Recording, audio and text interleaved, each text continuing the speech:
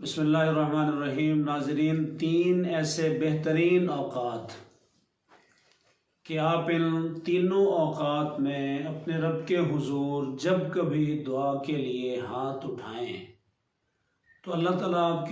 آپ کی دعا کو کبھی بھی رد نہ کرے۔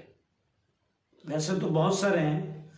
آج صرف تین ایسے بہترین اوقات آپ احباب کی خدمت میں حاضر کرتا ہوں۔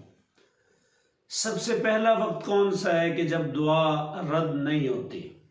تو رسول اللہ صلی اللہ علیہ وسلم نے فرمایا، اذان اور اقامت کے بیچ کا دورانیہ، لا يرد الدعاء بین الاذان والاقامہ، جب اذان کہی جاتی ہے اس کے بیچ 8 منٹ 10 منٹ 15 منٹ عموماً مساجد میں دیے جاتے ہیں تاکہ لوگ اپنی دکانوں سے، اپنی مصروفیات سے، اپنے گھروں سے بآسانی نماز کے کھڑے ہونے تک مسجدوں میں تشریف لائیں۔ وہ شخص جو اذان ہوتے ہی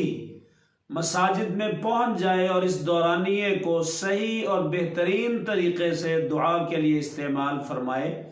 تو یہ زبان نبوت کی گواہی اور گارنٹی ہے کہ اذان اور اقامت کے بیچ کے وقت میں دورانیے میں آپ کی دعا رد نہیں ہوتی۔ ناظرین، دوسرا وقت نماز فرض کے متصل بعد کا ہے۔ آپ کوئی بھی نماز فرض پڑھتے ہیں، فجر ہے، ظہر ہے، عصر ہے، کوئی بھی فرائض کی ادائیگی کے فوری بعد جب آپ اپنے مالک کے حضور دعا کرتے ہیں تو یہ وہ بہترین وقت ہے کہ جس وقت میں اللہ تعالیٰ آپ کی دعا کو کبھی بھی رد نہیں کرتا۔ ہم عموماً ناظرین مایوس ہو جاتے ہیں، ہمارا نوجوان مایوس ہے، لوگ اپنے روزگار کی وجہ سے مایوس ہو جاتے ہیں، لوگ اپنے رشتوں کی وجہ سے، اپنے بچیوں اور اپنے بچوں کے رشتوں کی وجہ سے مایوس ہوتے ہیں، لوگ باقی بہت سارے معاملات میں مایوسی کا شکار ہوتے ہیں، اور پھر یہ مایوسی ہمیں گناہ کبیرہ پر لے کے جاتی ہے۔ بلکہ میں تو کہوں گا یہ مایوسی ہمیں بہت بدترین طریقے سے کسی کھائی میں گرا دیتی ہے۔ اللہ کے ہاں کبھی بھی اللہ کے بندوں کو مایوس نہیں ہونا چاہیے۔ آپ جب بھی اپنے اللہ سے دعا کریں، تیسرا وقت بہترین وہ دوران سفر ہے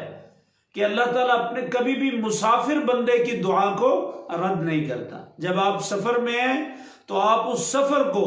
بجائے گپ شپ کے، بجائے فون پر موبائل پر وقت ضائع کرنے کے،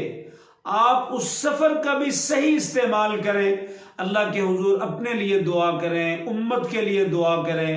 ملک پاکستان کے جو اس وقت موجودہ ایک خوفناک حالات ہیں، آپ ان پر اللہ سے مانگیں، اپنے لیے مانگیں، تو میں یہ سمجھتا ہوں انشاءاللہ ہم اپنی زندگی کو،